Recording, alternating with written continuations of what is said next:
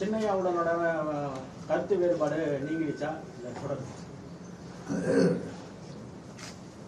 கருத்து வேறுபாடு பொதுக்குழு நடந்ததுல பொதுக்குழுல அது உள்கட்சி விவகாரம். பொதுக்குழுல ஊடக நண்பர்களை எந்த கட்சியும் அனுமதிக்க மாட்டாங்க, அனுமதிக்கிறதில்ல.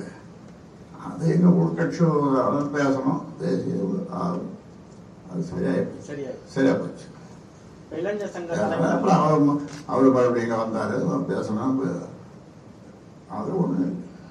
இளைஞர் சங்க தலைவரா முகுந்த நீடிக்கிறாரா இல்ல நீங்க அறிவிச்சபடி நீடிக்கிறாரா? அன்னைக்கு பொதுக்குழு அறிவிச்சிட்டோம், நியமன கடிதமும் கொடுத்துட்டோம். அவருக்கு நியமன கடிதம் நான் கொடுத்துட்டேன்.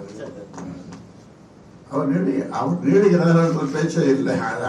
பொதுக்குழுவே அறிவிச்சுட்டேன், நியமன கடிதம் கொடுத்துட்டேன்.